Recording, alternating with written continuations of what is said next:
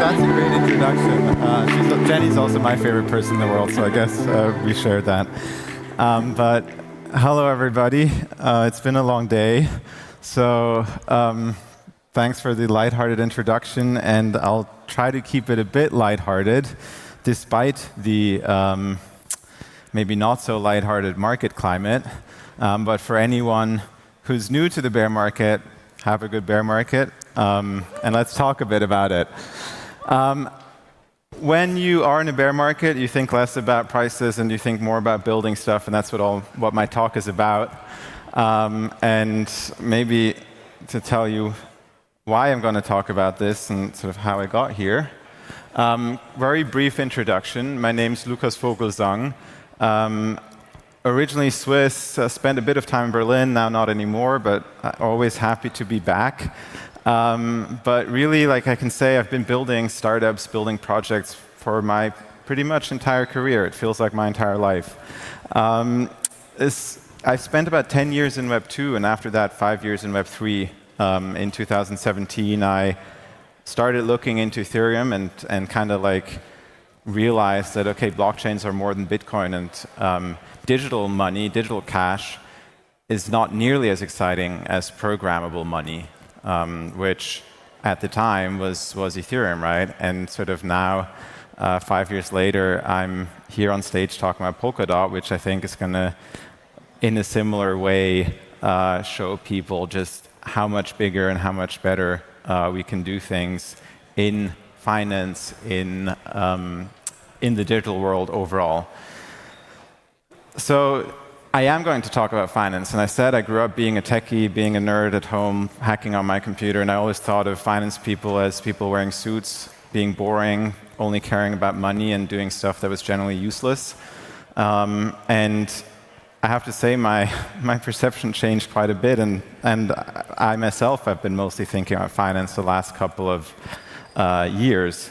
And so I'll try to talk a bit about that, and I'll try to say why I actually do think it's important and why I started caring about it, and why I think as the devs that are here, as the builders that are here, we should try to build a better financial system so that we make finance suck a bit less.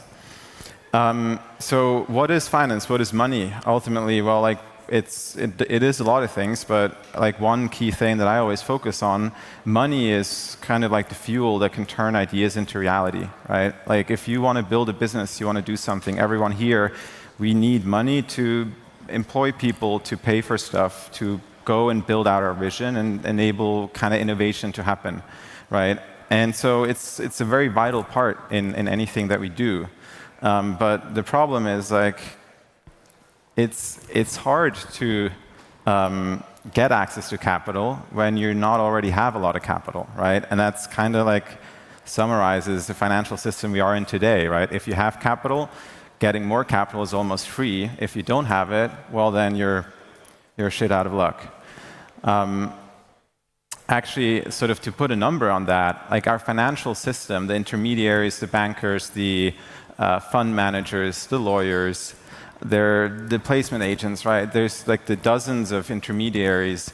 Like that whole industry is estimated somewhere between 10 and 20% of our global GDP, right? So like think about it. Like every dollar spent, like 20 cents go to a banker for what? For allocating capital more efficiently. And you kind of wonder, well, how good of a job are they doing, and why do we need so many when we have the internet and when we have blockchains? And so I think largely this was, I think, a motivation for originally the Bitcoin white paper, for a lot of the DeFi, the tokens, the ERC20s that started becoming a thing. And I think this is also, and still very much, a very, very attractive use case, a very interesting sort of direction that we're all going. And I think that Polkadot has a unique position to move forward in. We're trying to build a new financial system together with DeFi, and we're doing that because DeFi, I think, has these three core pillars or core kind of like ideas, motivations in it, right? Like DeFi tries to be open, and the same applies to blockchains, right? You want to be transparent, you want to be trustless. That creates an architecture, like gives us the ability to actually build banks in a way that they can't be co-opted into something they shouldn't do, into ever-growing monsters of kind of inefficiency and like value extraction where they're not needed, where like a simple DeFi lending protocol would do a much better job, right? Like they're kind of trustless so that we don't get screwed like we were in 2008 or recently with COVID. Right, we know that kind of like our financial system today, in a lot of ways, the financial incentives are just wrong. And so to come a bit closer to what we're actually doing, kind of like over the last 5 years, like I saw this DeFi come into existence. I think the term DeFi is about 4 years old now, 3.5 years old. It was like end of 2018 that people started talking about crypto, about blockchains as like sort of becoming a financial system. We started to see the first protocols to build stable coins, money markets, lending protocols, AMMs, exchanges, leverage products, right? All of these things, and we started building block by block the like kind of tools that our traditional financial system has that we now need to reimagine in code. The thing that we haven't managed to do yet, I think, is sort of break out of our crypto bubble. And I was talking about the bull market and the bear market. Well, in the bull market, it was very easy to kind of be like a little caught in VC subsidized yields, growth that is largely coming by an influx of new users that are excited about the space, but not really actually having any organic need.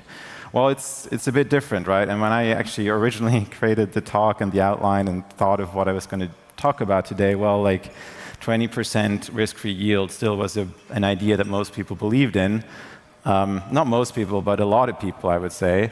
And kind of like you were trying to argue why it wasn't, and I was going to get ready actually to come out to all of you here today and say, hey, like 20% is unreasonable. Like there's no way this makes any sense. I don't need to do that today. I'm very happy about that. I'm not happy about what happened, of course, in the entire crash, but in the end, it will force us to focus on what is actually providing the value, right? And what I think we can do, and what Centrifuge has been focused on within Polkadot and DeFi overall, is to grow Polkadot with real-world use cases, and specifically with real-world assets. I mentioned we've been building a new financial system. What we don't have is we don't have a way yet to bring all these assets that exist around the world, around us in the physical space, the building that we're in, the car that people own, the education that people are getting, the money that is being raised to build a business, right? To bring that into DeFi and start actually replacing how these assets are financed and how people that want to build their business actually get access to that capital. And so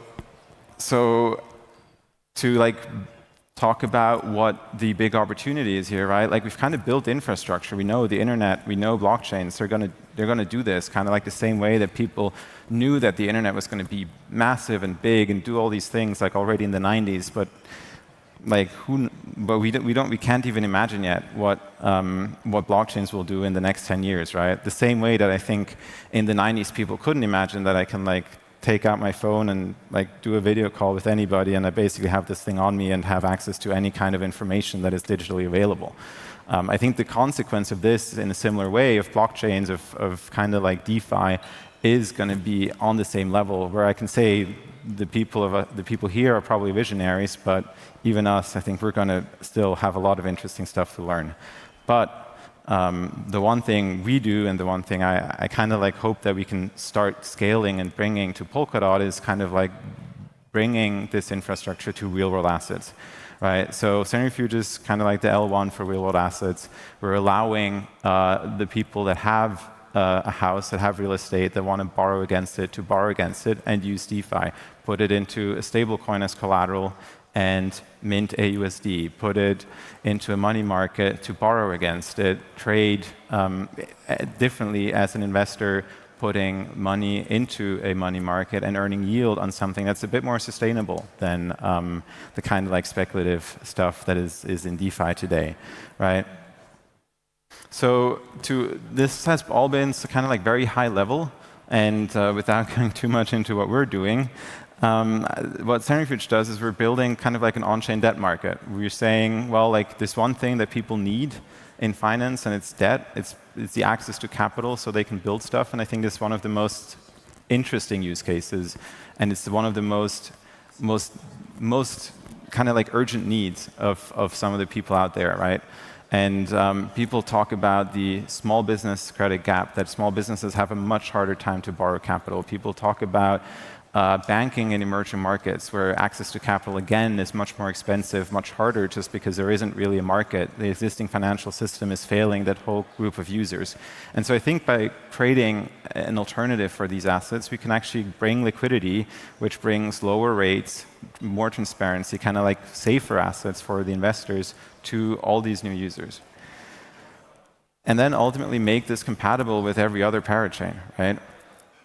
So Centrifuge, where we are today, we have about 85 million in TVL. That's 85 million DAI right now in loans that are going out to real borrowers that are lending against their houses or borrowing against their houses, that are emerging markets loans in India, like trade finance receivables, cargo being shipped from China to South America, being financed in transit, right? All these things.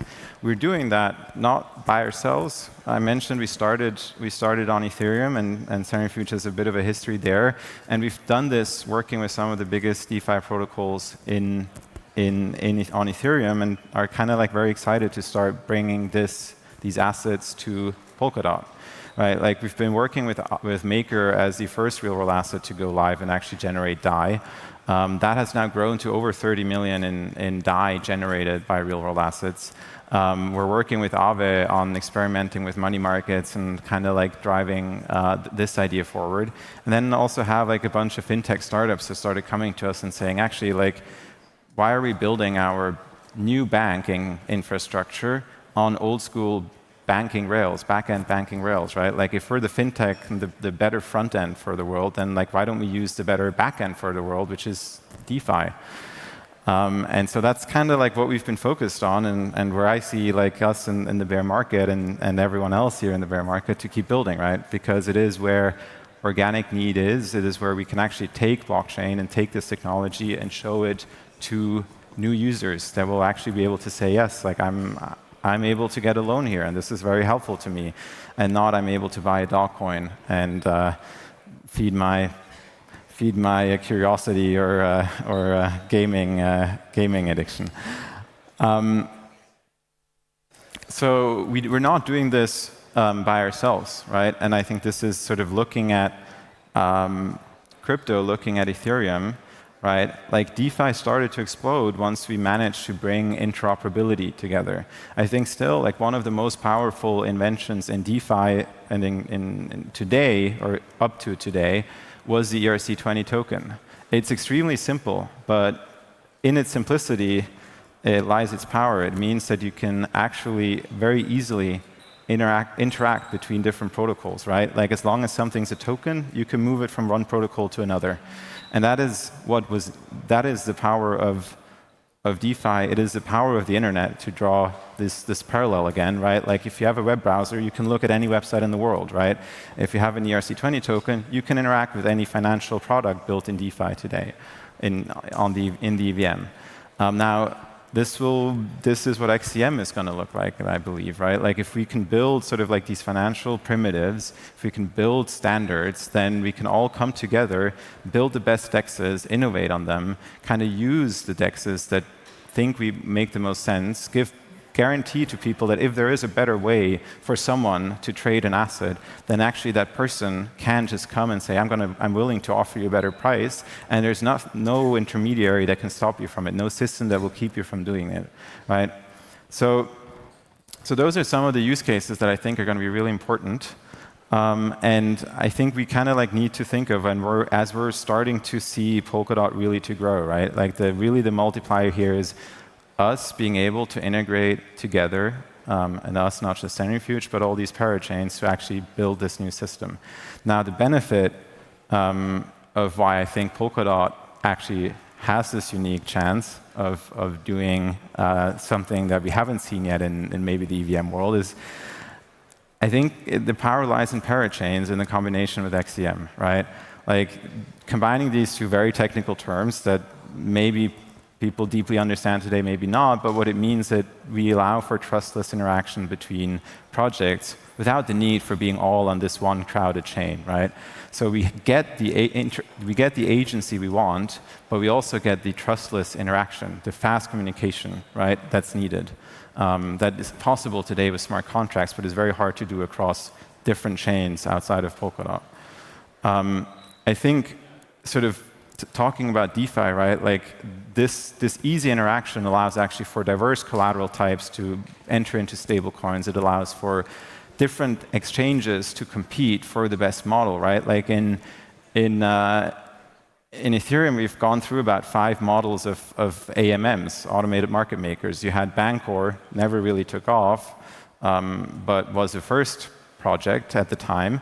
Then Uniswap V2, Curve, which showed, okay, actually we can do this much more efficiently for stablecoins if we tweak the curve.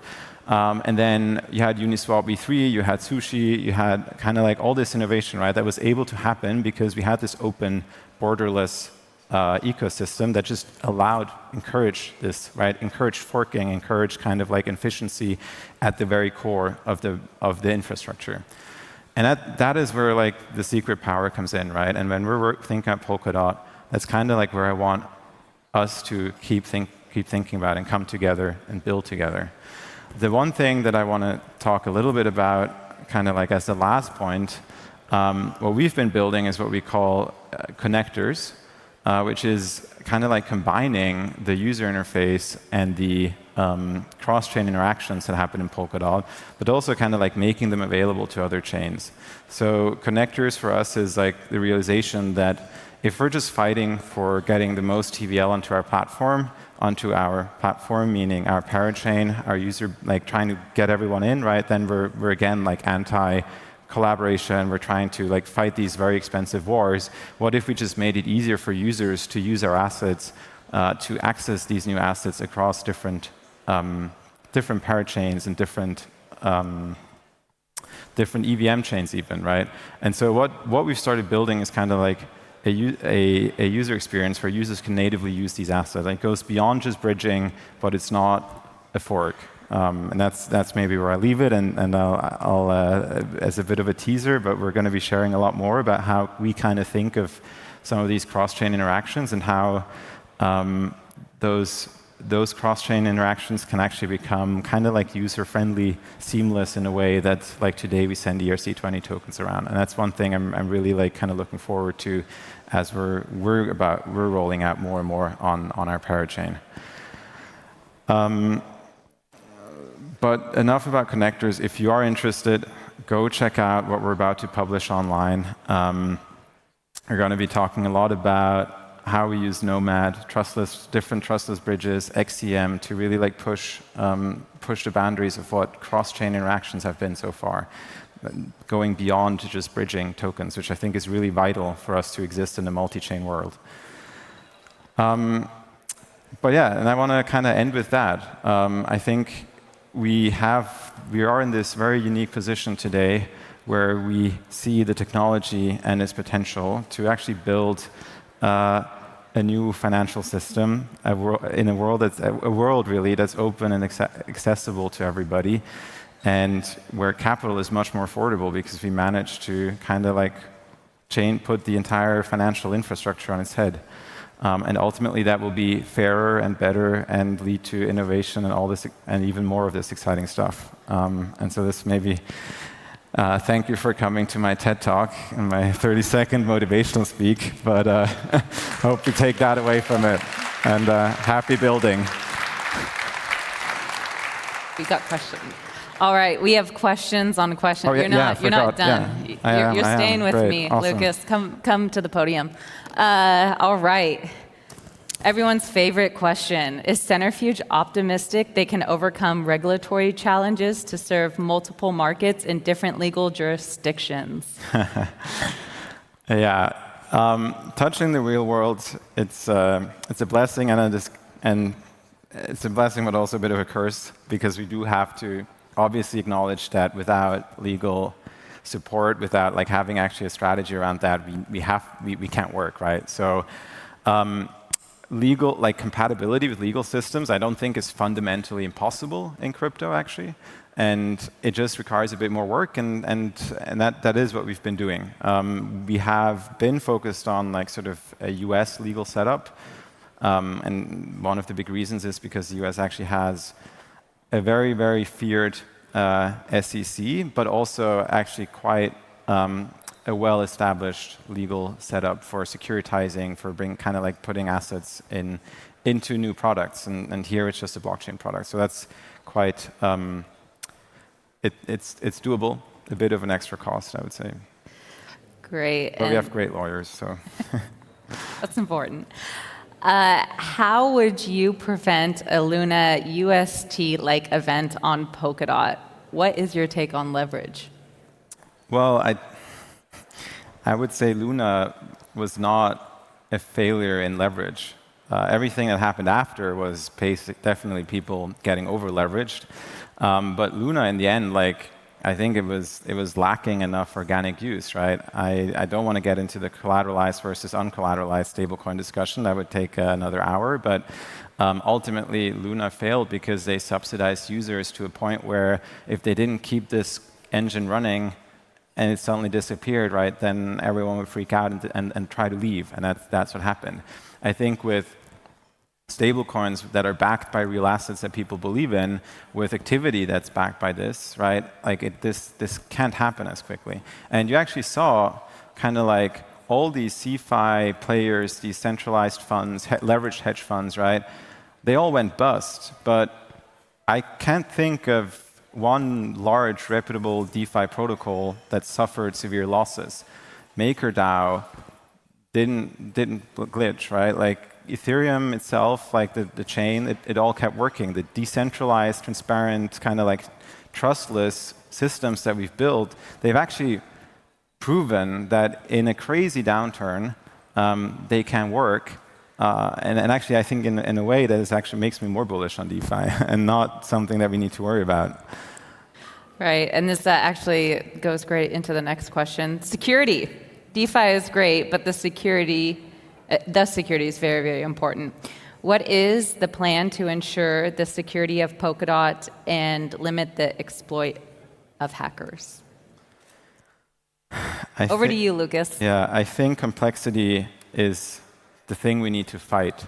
I mentioned how simple the ERC20 token is, and I think in the same way it actually makes it easy to build safe stuff. And so Polkadot itself is a very complex technology, and the best thing is if we try to reduce complexity and don't touch and really build simple tooling, very good tooling around it that allows us to kind of like abstract that and build these financial products we're trying to build in a way that we're not exposed to these things. And I think actually there's a lot we can learn from the Ethereum developer tooling and kind of like technology that we've built there, because it is like building a rocket ship, right? And so you have to actually be willing to put the work in to build the rocket and test it in every scenario possible, and kind of like rule out as much as you can before you ship it. Great, and then so that's what Altair is for? Yeah. Yeah. And first you ship it to a smaller test net. I think we have about 5 different test nets, and we ship it to them. We use Altair as a testing ground where we put slightly earlier stage stuff. We try to work in smaller to limit the risk and kind of like push innovation forward. And yeah, definitely it needs to be proven out before it hits Centrifuge for us. Okay, this is your last question, then I'll let you go. So you mentioned in your talk about bringing real-world assets on-chain. How does Centrifuge bring real-world assets on-chain? So there's always someone that wants to borrow that has some sort of real-world asset, right? Like I mentioned, I want to buy a house, I need a mortgage, right? We work with fintechs and sort of like these tech companies that have a need to finance these assets because they're originating loans, and they come and work with us to actually kind of like use crypto to get this access to finance. And on the other hand, there's someone in DeFi that wants to buy a token that is backed by real estate. And we kind of build Centrifuge, a parachain, to allow these two people to come together and for a house to be used in a pool that is then invested in by someone else. Perfect. You're free to go. Thank you. Thank you so much. Thanks.